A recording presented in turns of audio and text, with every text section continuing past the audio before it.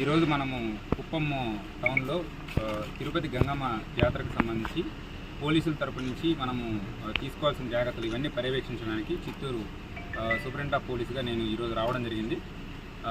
19, 20, 21 ఈ రోజుల్లో 22వ తారీఖు మనకి కుప్పంలో జరిగే గంగమ్మ జాతరలో ఏమేమి జరుగుతాయి, ఎక్కడెక్కడ మనకి ఏర్పాట్లు ఏమేమి చేసుకోవాలి, అలానే ఎవరైతే దీనికి సంబంధించి జాతర నిర్వాహకులు ఉంటారో వాళ్ళతో కూడా మనం మాట్లాడేసి తీసుకోవాల్సిన ఏర్పాట్ల గురించి సమీక్షించడం జరిగింది.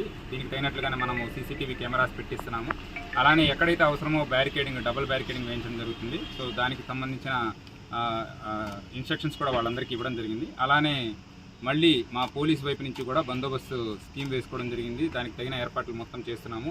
బయట నుంచి కూడా తగినంత ఫోర్స్ ఇవ్వడం జరుగుతుంది. సో ఎటువంటి ప్రాబ్లం రాకుండా, ఎటువంటి ఇష్యూస్ లేకుండా పూర్తిగా జాతర నిర్వహించాలనుకుంటున్నాము. దయచేసి ప్రజలను కోరుకునేది ఒకటే, సో ఎటువంటి ప్రాబ్లమ్స్ ఉన్నా సరే ఇమీడియట్గా పోలీసులకు తెలియజేయండి. అంతేగాని ఏది లా అండ్ ఆర్డర్ ఇష్యూస్ వచ్చేలా చేసుకోవద్దు. ప్రస్తుతం మోడల్ కోడ్ ఆఫ్ కాండక్ట్ అమలులో ఉంది. దానికి తగినట్లుగానే మనము అన్ని ఏర్పాట్లు చేస్తున్నాము. ఎటువంటి స్టేజ్ పర్మిషన్స్ కానీ, ఫైర్ క్రాకర్స్ కానీ ఇవి ఉపయోగించొద్దని చెప్తున్నాము.